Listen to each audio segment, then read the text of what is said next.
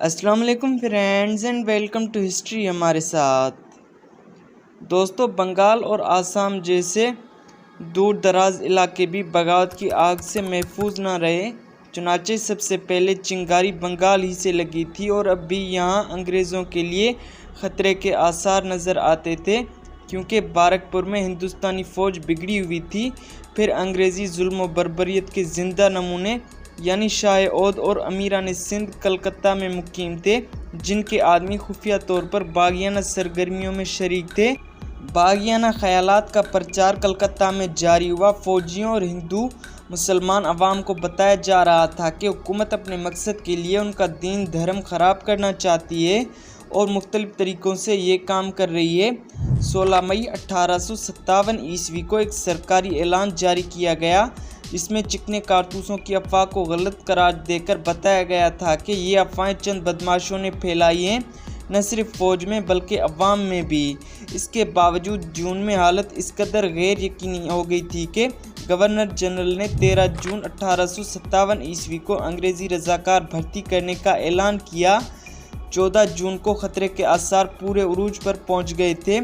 خطرہ دور کرنے کے دوسرے انتظامات کے علاوہ ایک کام یہ بھی کیا گیا کہ پریس پر پابندی لگا دی گئی اور ہندوستانی پریس کو 1835 عیسوی میں جو کسی حد تک آزادی دے دی گئی تھی وہ پھر چھین لی گئی۔ انگریزی اخبار فرینڈز آف انڈیا کو 29 جون کو وارننگ دی گئی، جس میں 25 جون کی اشاعت میں پلاسی کی ایک صدی کے عنوان سے ایک ایسا مضمون شائع کیا جس میں خطرناک اشارے کیے گئے تھے۔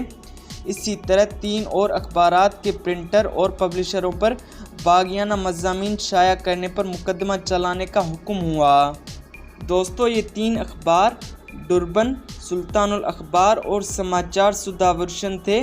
3 جولائی 1858 عیسوی کو ایک اور اخبار گلشن نو بہار کے پریس پر چھاپا مارا گیا اور باغیانہ تحریروں کی بنا پر اخبار بند کر دیا گیا۔ ایک خفیہ سازش کا بھی علم ہوا جو شاہ عود کو رہا کروانے اور انگریزوں کو سوتے ہوئے اچانک قتل کرنے کے لیے کی گئی تھی۔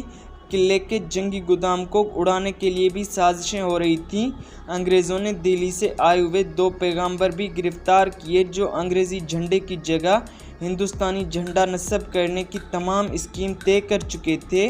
ایک انگریز کہتا ہے کہ کینہ مفسدین کا ہماری جانب اس قدر ہے کہ اگر ہو سکے تو ہماری بے خوبن اکھاڑ ڈالیں۔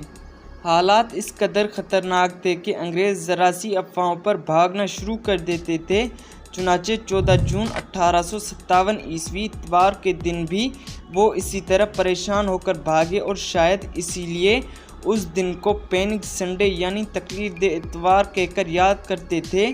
پیش بندی کے طور پر بارکپور کے ہندوستانی سپاہیوں سے ہتھیار چھین لیے گئے جو بغاوت کے لیے موقع کے منتظر تھے۔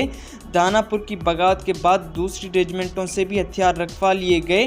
مقامی باشندے کثیر تعداد میں ہتھیار خرید رہے تھے، مگر نہ جانے کیوں وہ خاموش ہی رہے اور انگریزوں کے سر سے خطرہ ٹل گیا۔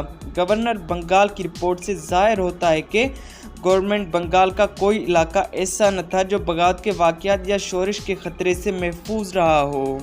دوستو، دہلی اور میرٹھ میں تحریک آزادی شروع ہونے کی اطلاع پہنچی تو مختلف مقامات پر انگریز افسروں نے وفاداری کے لیکچر دیے اور مقامی لوگوں سے ہتھیار چھین لیے۔ 23 جون 1857 عیسوی تک بہرام پور میں امن رہا، اگرچہ مرشد آباد میں باغیانہ اشتہارات پائے گئے۔ 23 جون کو، جو کہ جنگ پلاسی کی 100 سالہ یادگار تاریخ تھی، شورش کے آثار پیدا ہو گئے اور یقین تھا کہ اس دن فوجیں بغاوت کریں، مگر مرشد آباد کے نواب نے انگریزوں کی پوری مدد کی اور اس طرح بغاوت کا امکان ختم ہو گیا۔ جیسور کے محافظ دستے کی ایک سازش کا انکشاف ہوا تو ایک جمعدار کو پھانسی دی گئی اور 2 سپاہی جلا وطن کرنا طے ہوئے، مگر ان دونوں نے رات کے قریب اپنی کوٹریوں میں خودکشی کر لی اور تمام علاقے میں پولیس کے انتظامات مضبوط کر دیے گئے تھے۔ دوستو، جون میں ضلع ڈھاکہ میں گڑبڑ پیدا ہوئی۔ یہاں مسلمانوں کی ایک جماعت تھی جس کی رہنمائی کرامت علی نامی ایک مولوی کرتے تھے اور وہی بغاوت کا باعث ہوئے، مگر یہ شورش آسانی سے دبا دی گئی۔ کھاسیا پہاڑوں سے اطلاع ملی کہ یہاں برطانوی راج کے خاتمے کی خبریں پھیلنے پر پہاڑی سرداروں میں जोशो खरोश पैदा हो गया है। चट्टागांग में 18 नवंबर 1857 ईस्वी की रात को 34वीं रेजिमेंट की 3 कंपनियां अचानक बागी हो गईं। उन्होंने खजाना लूटा, जेल को तोड़ा और एक बरकंदाज को जिसने उन्हें रोकना चाहा था कत्ल किया और यहाँ से रवाना हो गए। इसी तरह मुख्तलिफ रेजिमेंटों ने बगावत की और मुख्तलिफ ज़िलों में उनका पीछा किया गया मगर ज़्यादातर नाकामी हुई। 23 दिसंबर 1857 ईस्वी को बागी दस्ते काचार में दाखिल हुए।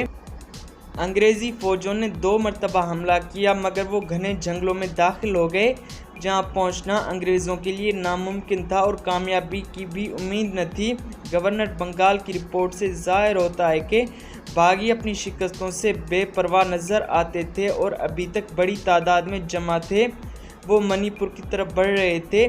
12 जनवरी 1858 ईस्वी को उन्होंने मणिपुर की सड़क पर सीखापुर गांव के करीब एक मोर्चा बना लिया और अंग्रेज़ी फ़ौजों से मुकाबला किया। यहाँ 3 अंग्रेज़ी फ़ौजें बैक वक्त उन पर हमला आवर हुईं मगर उनकी बहादुरी और जुर्रत की तारीफ़ गवर्नर बंगाल से सुनिए कि बागी नहायती बहादुरी और इस्तक़लाल से 1.5 घंटे तक लड़े और उसके बाद लाशें छोड़कर चले गए। दोस्तों उम्मीद है आज की किस्त आपको पसंद आई होगी। अगर ये किस्त आपको पसंद आई हो तो वीडियो को लाइक और शेयर कर दें और चैनल को सब्सक्राइब कर दें ताकि आने वाली हर किस्त का नोटिफिकेशन आपको बआसानी मिलता रहे। मिलते हैं अगली किस्त में, तब तक अपना बहुत ज़्यादा ख्याल रखिए। अल्लाह हाफिज़।